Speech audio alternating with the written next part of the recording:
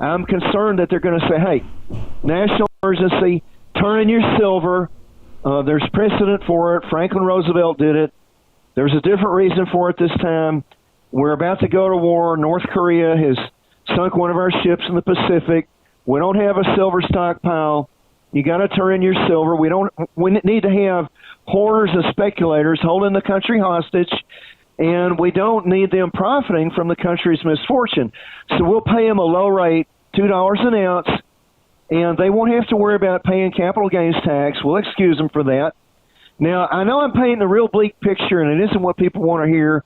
Hello, everyone, and welcome in to CrushTheStreet.com. We're going to be talking about the Pilgrims, not the ones that you know of back in your history books, but another group. And we're going to be speaking with Charles Savoy, who's also going to be sharing some information with us on the Texas Bullion Depository. He's no stranger to the show, and it's an honor to speak with him today. He's of SilverStealers.net. He's the author of Silver Squelchers, and really it's a roadmap that exposes a group that controls silver. So Charles, thanks for coming on the show with me today. I'm happy to be here, Ken.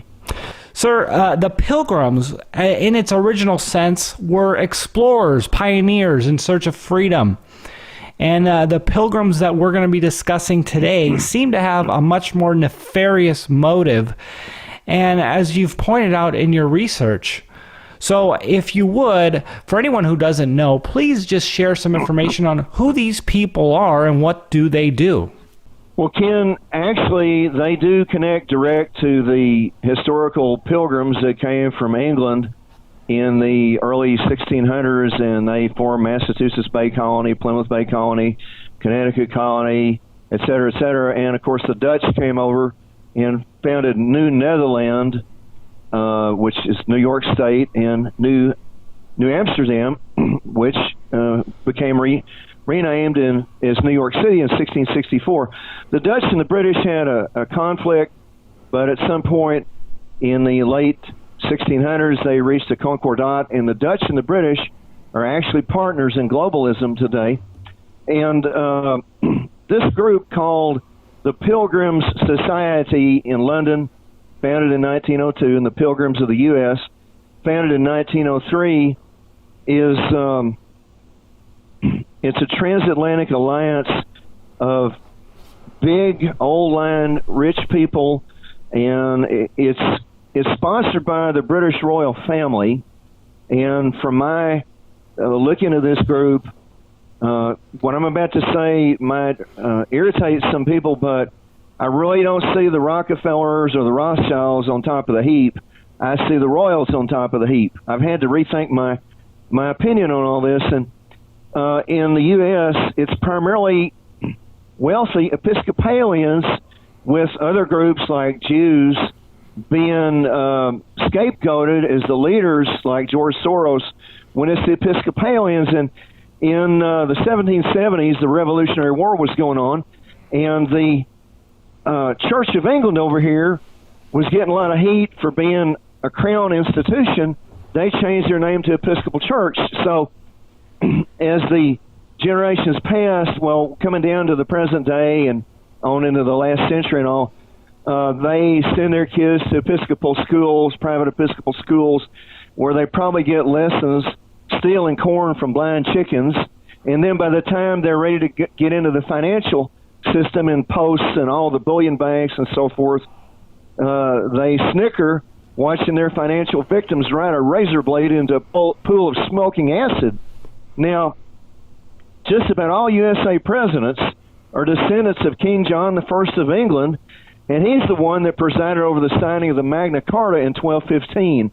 Now, this was only about the nobles gaining some standing relative to the crown and did just nothing for the small people.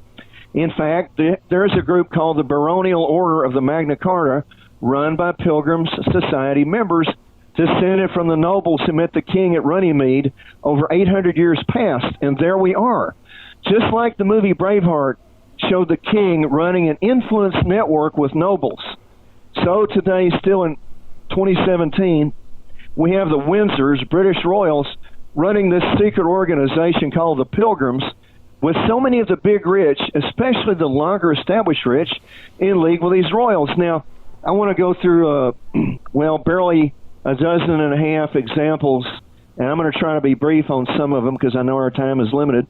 But the first two are going to be members that I've actually mentioned before, but maybe most of your members haven't picked up on that. But the Daily Mail newspaper, September 15, 2012, reported that a descendant of William the Conqueror, His Grace the Duke of Westminster, Major General Gerald Cavendish Grosvenor, also known as Viscount Belgrave, who according to sources literally owns London, was spending $500 million refurbishing one of his string of mansions.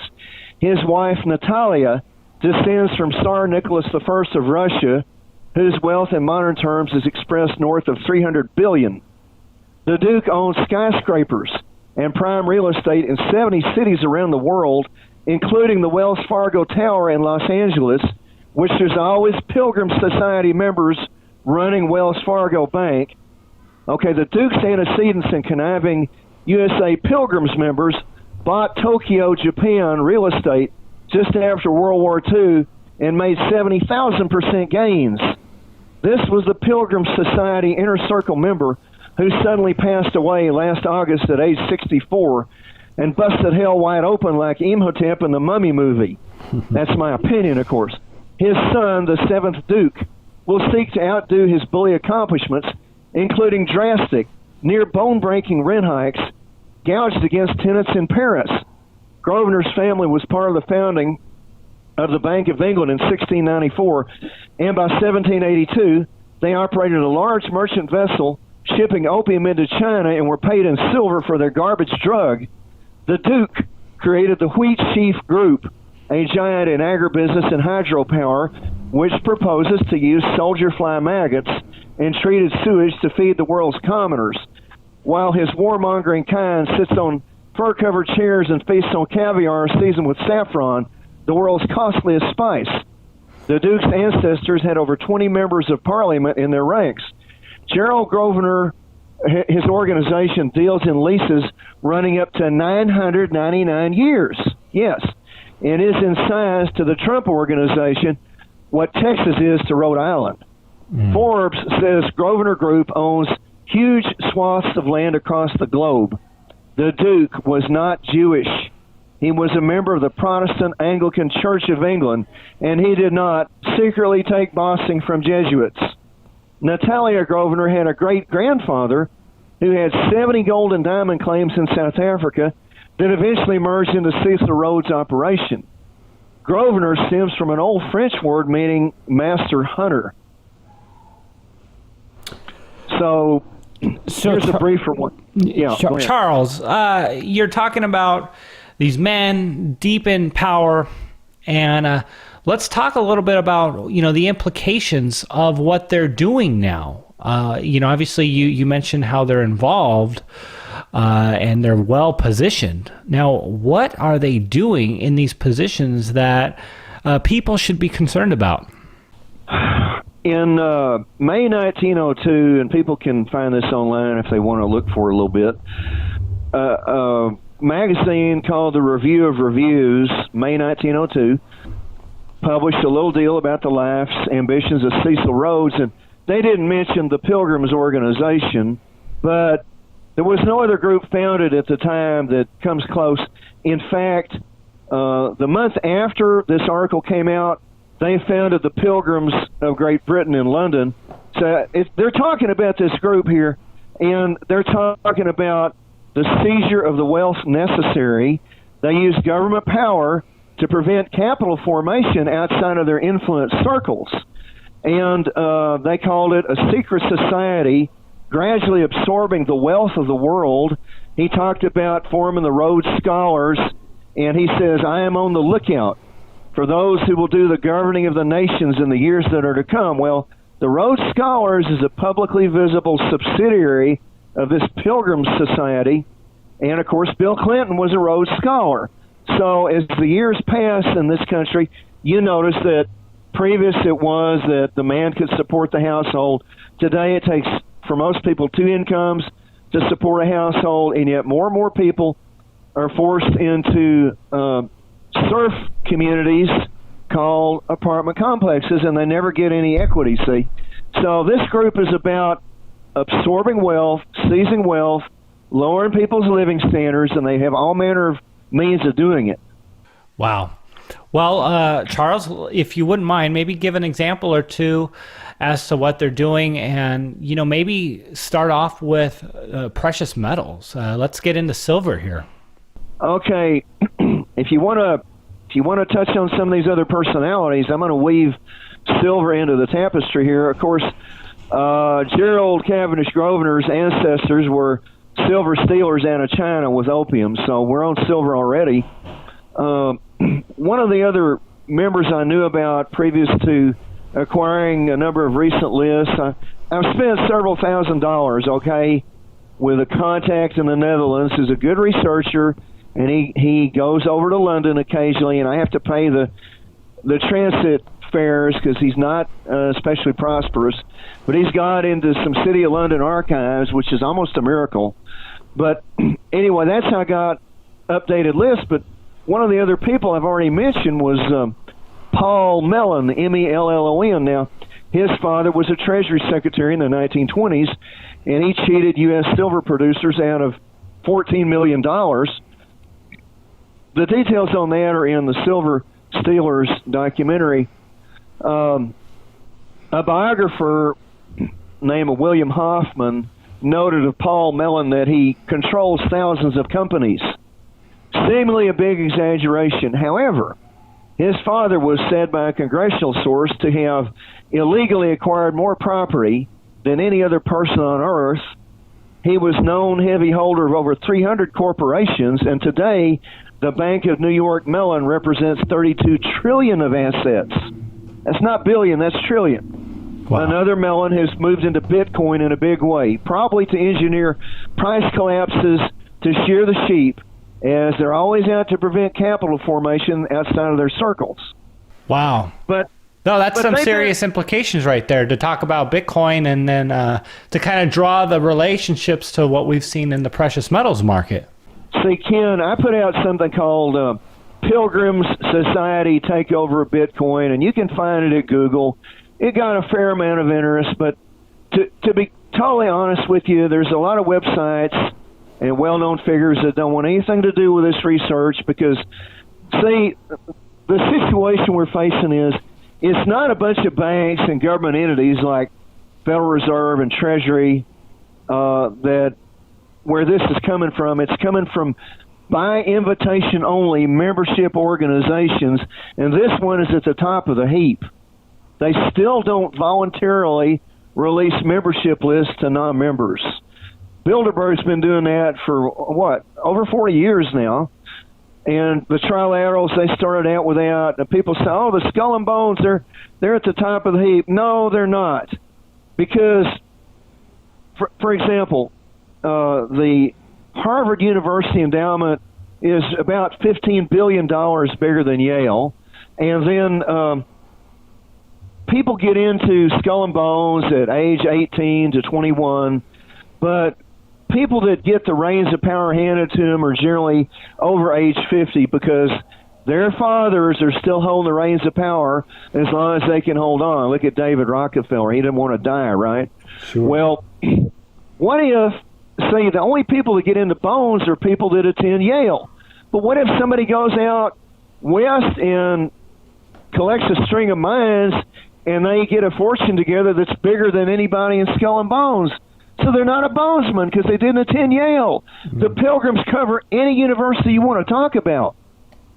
So, and like I say, they're in government positions. Like Baron Lamont of Lerwick was Chancellor of the British Exchequer in the early 90s, and he held a lot of other top-level British government posts.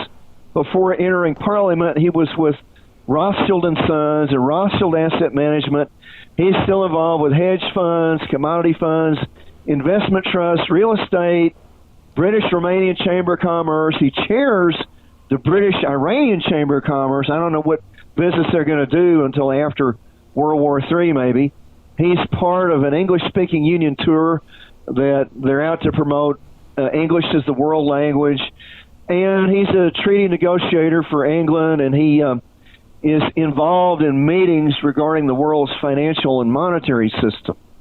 But these guys, they have genealogies, some of them going back traceable over 1,000 years to Saxon England before William the Conqueror came and took it over. Some of these people have roots to Roman Britain, and they have royal roots all over Europe, and nothing's changed by way of the controlling pattern since that, like I said, the movie Braveheart was made. And nothing ever changes, and they've just gone more and more underground. Well, Charles, let's talk a little about where they have gone underground. And you have here, and we talked about it in the pre-interview, the Aztec Club of 1847. So why don't you give the audience a little idea of what this has to do with and where the Pilgrims are involved with this? Well, we had a war with Mexico that was started because Mexico was unhappy when America annexed Texas, and so a war broke out between America and Mexico. Mexico lost the war, of course, and the war ended in early 1848, and Mexico lost around 900,000 square miles, and when the invading American forces took over Mexico City on October 12, 1847. They founded this Aztec Club of 1847. And, for instance, two of the founders were Winfield Scott, a general, and he's a member of the former Whig, W-H-I-G party that favored a central bank. The Biddles, represented in the Pilgrim Society since then, they were involved with the central bank, the first and second USA Bank, especially the second USA Bank. Another one was Schuyler Hamilton, a grandson of Alexander Hamilton in the Aztec Club, and he favored a central bank. The Schuyler and Hamilton lines remain represented in the Pilgrims today. They also had an interlock, the Order of Indian Wars of the United States. They got hold of immense land areas by driving the native tribes onto all kinds of reservations, and immense land areas, often with timber, water, and mineral wealth, were stolen from Native Americans, and the ownership was concentrated in a few hands, and a number of members of its governing body, the Council of Seven, are identified as Pilgrims members. The same thing happened with the railroad industry. These people were all over the railroad industry like crazy. Northern Pacific, Union Pacific, Missouri Pacific, and they got legislation to say, hey, you know, if we want to put in transcontinental railroads, these legislatures, the federal and the state and the territorial governments, they're going to have to agree to give us huge amounts of lands on either side of the right-of-way. And they got it for nothing other than building the railroads. They paid for themselves. And then there was an article out of Washington State. I can't give you the details, but I remember seeing it. Something like $560,000 an acre of railroad land acquired for nothing in the 1800s was sold to a city government up there. And they can put out the Forbes and the Fortune 400 list, and they can paint the picture any way that they want to paint it. But it's these old rich that are running the show and not the new rich. Now, an example of new rich that became members, the Firestone family. That's just one example. Okay, Charles. So you've had the privilege and you've sought out the details to actually see some of the memberships of this Pilgrim Society. So if you would, talk a little bit more about some of these examples and why they're significant. I think the significance will be obvious as I go over some of their credentials. For instance, Jack F. Bennett, out of the 1990 list, he was Undersecretary of the Treasury 74-75 when William Simon, another member, bombed gold from 200 down to 105. Bennett became Chief Financial Officer and Director of Exxon. director of Massachusetts Mutual, Dean Witter, et cetera, and he chaired the American Friends of Bilderberg, which was a detail mentioned in his obituary at Legacy, but they didn't mention that he was in the Pilgrims. It had to be kept out of view. They're always there as overseers of these other organizations, but the obituary stated Bennett's work was instrumental to the implementation of the global movement to currency exchange systems based on floating exchange rates. William Donaldson, Lufkin, and Jenrette. And this guy was another big figure out of the government through Nelson Rockefeller. Donald Rumsfeld, he was a major silver price suppressor in the Nixon Cost of Living Council 71-72, which imposed a federal price cap of $1.61 an ounce on domestic mined silver. And the only reason Hecla Mining spoke out was the price suppression was admitted by the government and out in the open. Now, Ken, the thing I'm concerned about the most in the impending developments about silver and gold is the COMEX is going to lose the ability to control the price of these metals. Now, what's going to happen when they lose the ability to do that? We're just suddenly going to enter a biblical 1,000-year millennium, and everything's going to be peace and light, and we all get our harp, and everything's perfect? Well, I would assume that the price of silver would go up. All right, but look, there's always the drumbeat of war, and Salinas Price, of course, he gets a lot more coverage than I do. I just do what I can. But he just recently said, hey, there's this huge defense complex in the United States. Yeah, these people are all over the board of directors of Raytheon, Textron, any of these big companies. But anyway, and they depend for their continued income on more wars. So since we don't have a silver defense stockpile, I'm concerned that they're going to say, hey, national emergency, turn in your silver. There's precedent for it. Franklin Roosevelt did it. There's a different reason for it this time. We're about to go to war. North Korea has sunk one of our ships in the Pacific. We don't have a silver stockpile. You got to turn in your silver. We need to have hoarders and speculators holding the country hostage, and we don't need them profiting from the country's misfortune.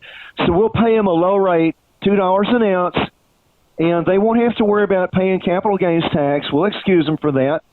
Now, I know I'm painting a real bleak picture, and it isn't what people want to hear, but here's the problem is, going back into history, the time when small groups of these conspirators had the biggest increases in their fortunes was when they used government power to wreck their competitors, like the crime of 1873.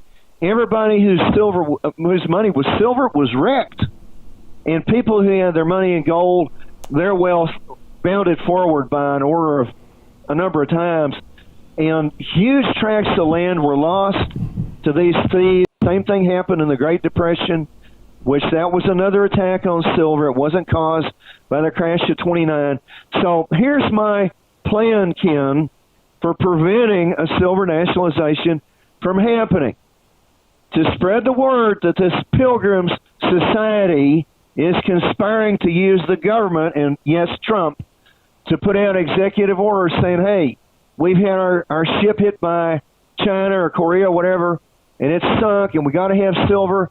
And if I can spread enough of that around, I think they'll balk at the idea of going through with that, and they may switch to some other tactic to suck all our wealth away, like make everybody get vaccines, you'll all get sick, you go to hospital chains that they own, they'll suck you dry.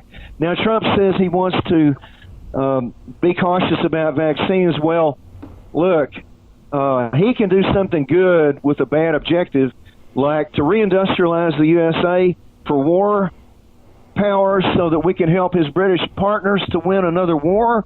Oh, we'll keep all the workers healthy. Don't screw them up with vaccines, see? So they always have a plan in reserve. Well, if stealing silver and gold doesn't work, we'll go back to the vaccine plan. So they're always about, see, they crushed Howard Hunt Howard Hughes. I was thinking about the Hunt brothers. They got rid of the Hunts. I did that on Silver Squelchers number 18.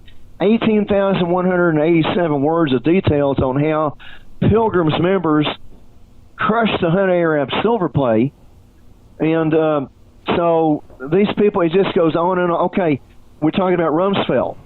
His wife was named Joyce Pearson, Pierson, of one of these wealthy old-line Dutch colonial families. And one of her relatives headed Trans World Airlines. And, for example, William Simon, who was the Treasury Secretary, who attacked gold, well, he got on the COMEX governing board in 1980, and he's the one that led the charge on the COMEX as the most influential member to crush the Hunt Arab silver play. Guess who he married? Carol Girard. Girard, not like Lieutenant Girard from The Fugitive, but of the same Pennsylvania family, tracing to Girard of the first U.S. bank, who was Stephen Girard. He was the wealthiest person in America for many years, and he was the domestic power behind the first U.S. bank. And William Simon married a member of this Girard family. And this goes on and on and on. And I'm seeing all kinds of descendants, like we had a guy in the 1950s, Pierpont Morgan Hamilton. Well, he was an offspring of the Pierpont Morgan line and the Alexander Hamilton line, both wanting a central bank, both bitterly against silver. And this stuff just goes on and on and on. Peter Van Ness Phillip, 1995 list with J.P. Morgan Securities, father-in-law of Victoria Stillman Rockefeller. Well, the Stillmans, another prominent billionaire dynasty in the Pilgrims, and prominent in the founding of what is today Citigroup. And this stuff, it just goes on and on and on. Henry Livingston III, his ancestry is just off. It's just off the charts. I mean, Robert Livingston in 1803 added 803,000 square miles to USA territory with the Louisiana Purchase from France. So I know I can just go on and on and on and on and on. This is just a few examples. Sure. Well, hey, I appreciate that, and it's amazing what the research that you've been able to put out and connect a lot of dots for us. Charles, let's move over on to the Texas Bullion Depository. I know you have some new data on this that you want to share with everyone. What is it that people need to know regarding this? Ken, I would suggest if people want to look at the problematic aspects of and first of all, I want people to know I'm not against a depository. What I want is to see it be done right, like it ought to be. I don't want you don't want to see roaches in the cornmeal, so to speak. If people will go to silverstealers.net and look at the top of the start page, they'll see a red text box saying Red Alert on Texas Bullion Depository. Click on that. That'll take you to a 34,826 word PDF on the depository. And in our little interview here, we'll just touch on some of the more obvious problems and in a very cursory way. Well, the first obvious problem is H.R. 483, the depository legislation, says the feds can't come and take the metal. Well, they had a real big party over that, and they're blowing their party favors out of their mouth, like that little gadget that used to come out like a tongue, like little kids. Oh, but for God's sakes, read the legislation. It says they can't take it, but other than by an authority of this state. They said that twice. So Texas still has civil asset forfeiture. Your property can be taken without your being convicted of a criminal felony. So do not deposit your metals in this depository until Texas gets rid of civil asset forfeiture. It didn't help matters that Trump met with Texas police in the White House in February, and he voiced a wish to destroy the career of a Texas lawmaker who wanted to end civil asset forfeiture. This president will not support your right to own anything, much less gold and silver.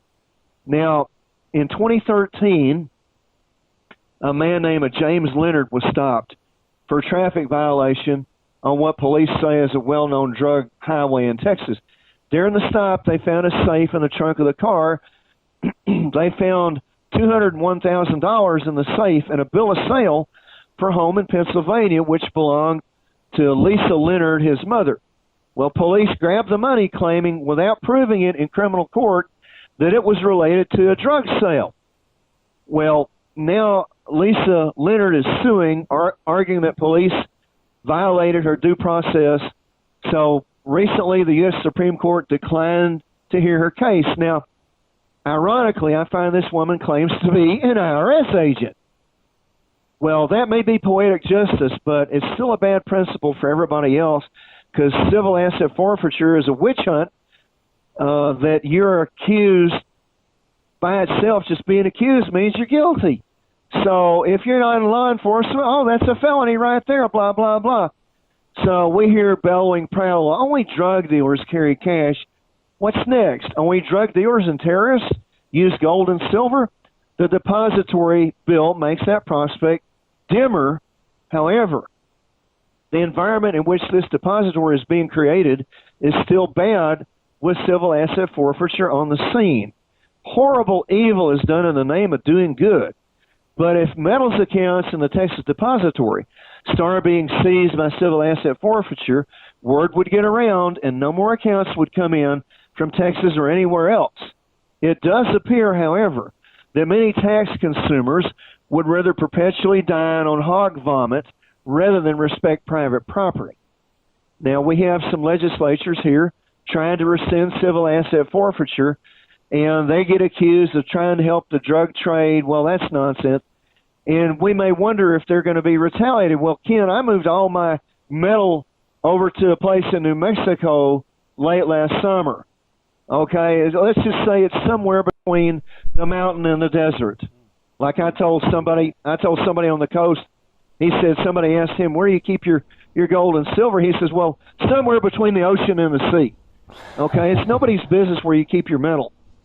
Right. So that's the first thing. And another problem, a local Texas paper, the Star Telegram, September 5, 2015, said, quote, 2015 was the second time Representative Giovanni Capriglione proposed this bill. He found more success when he said the state would hire an outside firm to manage the depository. Bad news. Outside firm inevitably means connected to the money power. It could be any number of so-called outside firms. Brown Brothers Harriman owned company on Wall Street, the nation's oldest and largest private bank. Bessemer Trust Company, which came out of the Carnegie Steel fortune. Brittany Capital, State Street Corporation, of the Boston Crown Loyalist families from colonial times, et cetera, enabling them to sidestep outrage if Morgan Chase or Goldman Sachs was selected, but the outcome against Texas would be just as bad. Now, the idea that native Texans can't manage the bullion depository is worse than idiotic. It's a sellout. So we don't need an outside firm to manage the depository, and then they arranged for the federal convoy to come to the depository at 2 in the morning, and they carry all the metal out, and it goes to the Federal Reserve Bank, or it goes to the Treasury Department. You know, we don't need any of this going on. Now, the Texas gold is not actually Texas gold per se. It's owned by UTIMCO, the University of Texas Investment Management Company, but the UTIMCO board does not personally own that gold. They're supposed to be fiduciaries looking out for the interests of the beneficiaries of that gold, which is the University of Texas system, the employees and the students. So, but the board of UTIMCO is demanding that the Texas gold remain linked to the COMEX system. So the governor signed the legislation into law over a year and a half ago. So why didn't the state of Texas or UTIMCO tell HSBC New York, hey, return the gold within 30 days, and instead of waiting until the depository is built, and then they could store it in a basement in Austin and have it protected by units of the Texas National Guard. See, by waiting now, and it's going to get to be 2 years, and the gold still hasn't been called back. Is the Atimco gold still there? Has it gone to Germany? Has it gone to fulfill COMEX depository obligations? Is it somewhere out there in a triple rehypothecated daisy chain, see? So some of these board members include former Navy Admiral William McRaven. He's a Atimco director. He's also insinuated himself to be chancellor of the University of Texas system with 231,000 students and employees. Now, McRaven is also a director of the Council on Foreign Relations, which is a direct subsidiary of the Pilgrims created in 1921. So I think McRaven, if I had an up-to-date list, he would be in the Pilgrims roster. So McRaven won Navy awards for rifle and pistol marksmanship, but he opposes campus carry for UTA students, which was approved by the legislature and signed by the governor. So this guy's at defiance with the will of the elected representatives. He's at defiance against the people. And we may recall in 1966 that a sniper named Charles Whitman, who was on psychiatric medications, that was 68. But people didn't have a way to shoot back, see, except a few police that got there after the fact. And, in 1961, John Wayne said in a movie, Texas needs every man and every gun, but what we need to be rid of is flakes like McRaven. Now, Phil Adams is another Atimco director. He's a member of the Texas Public Policy Foundation. Chair of the TPP is crook name of Wendy Graham, who headed the CFTC from 88 to 93, and then she became an Enron board member. So the Atimco directors are running with crooks. There's another one named Lee Hobson out of Dallas. He is a CFR member, which in the end, the effect of that is the same as if he's in the Pilgrims. He might be on the waiting list for membership. Hobson is an Episcopalian, which Church of England. Now, let me see. Hobson started with Goldman Sachs. And see, so he's against the Atimco gold coming back to Texas. And then there's this guy named Edwin Truman, a fellow at the Peterson Institute for International Economics, named after Pilgrims Society member, billionaire Peter G. Peterson, former Commerce Secretary. He's an understudy of David Rockefeller, who became a member of the Pilgrims in 1949. Yeah. So anyway, Edwin Truman says, oh, don't move the Texas gold back to Texas. That's just crazy. Now, another trustee of the Peterson Institute is Lynn Forrester de Rothschild. Now, the Rothschilds, behind the scenes, through Cecil Rhodes, were one of the founders of the Pilgrims. So the Texas gold is in HSBC, New York, and another Peterson Institute manager is Douglas Flint, who heads the HSBC group in London. Yeah, he's probably a Pilgrims member, but this group will not make membership rosters voluntarily available. They say all we want to do is promote friendly relations between America and the Commonwealth, the United Kingdom. Well, look, Ken, if that's all they want to do, why do they have to keep their identities secret to do that? So, so Paul Volcker, he's the one that broke the hunts out of 60 million ounces of silver by 1986. He's a Peterson Institute trustee, and the Peterson Institute says, don't bring the gold back to Texas. And the names of David Rockefeller and former Treasury Secretary George Shultz are also on the Peterson Institute. All Pilgrims members, and we need to get coverage for this organization so we can put pressure on them to start putting out lists. And if they start putting out lists, we're going to see George Soros. We're going to see Bill Gates. We're going to see Warren Buffett. We're going to see people like this as members. And currently, I've been able to get up to 2002, and it's a stone wall, but that's a 22-year improvement.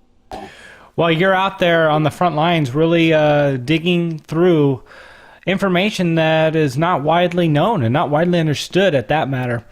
Charles, I wanted to give you an opportunity, if you would, to share any last bits of information that we have yet to get to yet, whether it's about the Pilgrims, the Texas Bullion Depository. Is there anything else that you want to leave our audience with before we close out this interview? Okay, I'll try to capsulize this and condense what I wanted to, some thoughts I wanted to convey. Delaware Depository, a member of the COMEX, they've also said that if Texas brings the Temco gold back to Texas, Texas should carefully consider the consequences of moving the gold back to Texas. What are the consequences of that? We're all going to wake up with a bunch of rattlesnakes in our bed in the morning? We've already got the snakes in the bed. We need to get them out of there. It's the people that say, don't bring the gold back here. So Delaware Depository, of course, is located naturally in Delaware. And the DuPont family, yeah, they're Pilgrim Society represented. They're also longtime Silver Users Association members. But guess what? Delaware is actually named for the Earls of Delaware, W-A-R-R, an obscure English dynasty that's part of this thing. And then, let me see. Oh, yeah. People are offering to store the Texas gold, saying that, Texas is just incompetent. We're just a bunch of retard mongoloids. We don't know which way's up. One of these companies is Malka Amit, which they ship gold and diamonds around and all that.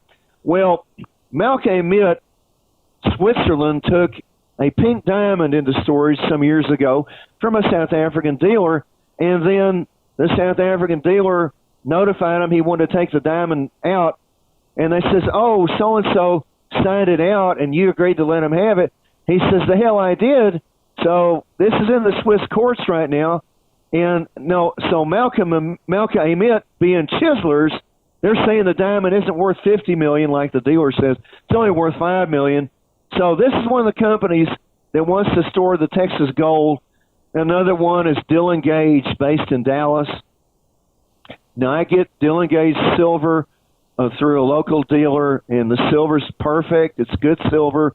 But Dillon Gage is saying CME membership would give the Texas Depository a certain reputational weight. Well, I don't know. To me, that's kind of like, Charles Manson being on the choir boys is giving it a reputational weight. Brinks offered to store and handle the Texas gold. Well, the chairman of Brinks is a trustee of Colgate University, and that goes back to a financier named Colgate Hoyt of 55 Wall Street, who married General Sherman's niece, the same General Sherman who destroyed Georgia. And his brother, John Sherman, was Treasury Secretary, a big part of the Coinage Act of 1873, which pauperized several million people, and they lost their land because silver was demonetized. And all this gets back to Brinks today. And, which one of these was it? Was it Brinks? I think it was Brinks that sometime last fall they had $1.5 million worth of gold stolen out of the back of one of their security vans on a sidewalk in New York City. Maybe you heard about that. Well, you know what? We need the Texas government to do a number of things. We need to nix this outside firm managing the depository. They need to get rid of civil asset forfeiture, respect all private property rights. President Madison said, where an excess of power prevails, property of no sort is duly respected. There's too much temptation to greed, see? So they also ought to put out a bunch of resolutions that there's no pressure on Texas residents or businesses to come into the depository. If people want to exchange gold and silver or platinum group metals from one hand to another in exchange for goods and services, they can do that. And the state must warn the Postal Service and other shipping companies to not interfere with commerce relating to shipments of precious metals or diamonds if they come under pressure from the D.C. government to do that. If the mega banks force a bail-in on the part of their depositors, like, well, you can't get your money, but here's shares. Oh, and by the way, they're non-voting shares, and it's collared stock at a low price, blah, blah, blah. If they do that, the Texas government, state of Texas, should seize all the buildings owned by the mega banks in Texas and all their holdings in Texas. And, there's an SMU professor, Cal Gilson, who is an ex-CFR member, and he said, well, the Texas goal is just as well off in New York. Well, guess what? Gilson is a former director of the Tower Institute at SMU, named for a long-term senator from Texas, John Tower, and he voted yes to the Coinage Act of 1965, getting silver coins out of our money. Now, on February 23, 1982, the Pilgrims Society London hosted John Tower. I can prove that if anybody wants to get me to prove it. They can just use the contact form at Silver Steelers. I'll send you all the proof you want. Well, I'd love to see it. And I'd love to, I have your contact information, obviously. Charles, again, is there anything else that you wanted to leave our audience with? I don't want to cut you short, and you're giving us an amazing amount of information. And is there anything else that you feel that would be important for our audience to know regarding the Pilgrims and the Texas Bullion Depository? I'll try to be as brief as I can. That's a tall order. But the Pilgrims organization on both sides of the Atlantic, it functions as a type of senate for the big rich. In other words, you can have a family. The best example I can think of is the Guggenheim family, who've never been paternally represented in this group, so far as I know, but they've had maternal representation. So these wealthy families, and let's list a few that people may not have heard about. The Iselins, Iselin, they're an old Swiss family, and the Gallatins, that were part of the attack on silver in the 1820s. There's a Gallatin County, Montana, named after them. Mount Rushmore in South Dakota is named after a member. One of these families owns the Meteor Crater in Arizona. That's the Behringer family. But the Pilgrims is, there might be, say, 178 members of one of these dynastic families, and they have proxies in the Pilgrims representing their interests and voting their shares for them. And they send people into the national government. If you look on the start page of Silver Steelers, you'll find I've got a lot of information about the presidential elections, and I've got something in there going back to 1916, showing, actually 1892, showing that these people were presidential electors, and they were determining who the candidates were going to be. And President McKinley, when he was assassinated, guess where he was taken? He was taken to the home of one of these members. And, you're wanting to know who the name of the member was. Dear me, well, if I had a moment to think, John C. Milburn, Malburn, you can look that up. That's where he died, at his house. But anyway, Texas has to put out some resolutions that, in other words, before a national emergency is declared, like saying, well, we've got to have gold for the monetary system, and we've got to have silver for the military. Texas and all the other states that are wanting to create bullion depositories, this is a good movement, but like I say, it has to be done right. Get the Cobras and Copperheads out of the picture, because they're trying to get in, and they're already there. The states need to send resolutions to D.C. through their senators. Hey, you cannot declare a national emergency and steal gold and steal silver from the public for wartime or monetary or whatever. Because look, Ken, if that happens before these depositories are up and running, there may not be that much gold and silver to put into the depositories. And these Pilgrims Society members, let me tell you what, they're long-range planners, and they're able to plan for centuries. And I know we need to close. Let me just give you one more example. the British had been attacking silver since 1572, when Sir Francis Drake seized the first shipment of Spanish silver on the ocean. Of course, Spain was a competing empire, and the Catholics were behind Spain, of course, the Pope and all that. But by this time, the English had the Church of England. There is no secret Vatican control over England. That's a hoax probably put out by the British. But anyway, the British have held a whip hand in world affairs, especially since the Spanish Armada fell to England in 1588. But I mentioned Sir Francis Drake. Well, almost 400 years after he stole the first shipment of silver from Spain, a member of this same Drake family, Sir Eric Drake, appeared at the helm of the world's fifth largest industrial, British Petroleum, and a member of the Pilgrims of Great Britain.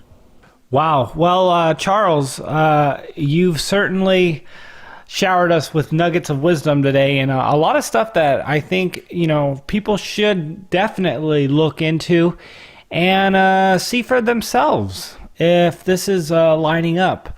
Obviously, they can go to your website, silverstealers.net. And again, sir, I really appreciate you taking the time to come on the show and educate us. If you want to let everyone know a little bit more about your website, please do. Okay, Ken. Well, I had the awful face of Barack Obama on my start page for the longest, since January of 2011, because I felt, I've got to have the current president there because he's the one that can issue an executive order. Well, so now we have a new president. I had to put in Trump. Well, you can click some links there and find him consorting with Paul Volcker in 1993. Okay? Now, let me mention real quickly one other group that this Pilgrim Society is involved with, and that's the Order of the Merovingian Dynasty.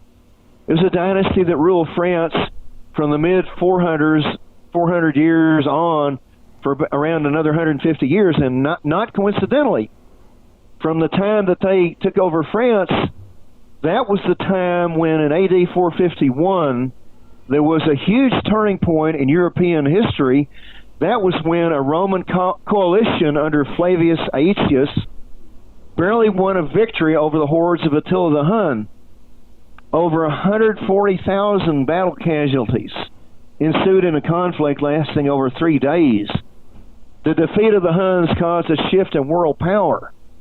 Now, this Order of the Merovingian Dynasty, formally as a group, traces only to 2004, but its members and ancestors have been active for literally 1,500 years.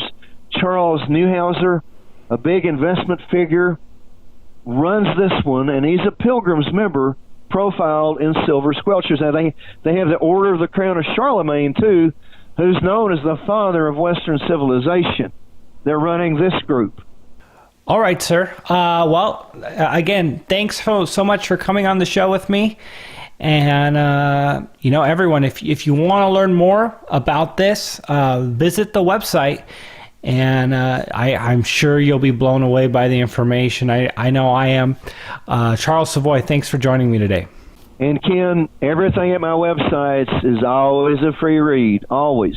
That's a very important point. We love free stuff. And thank you for doing what you do, sir. Thank you, Ken.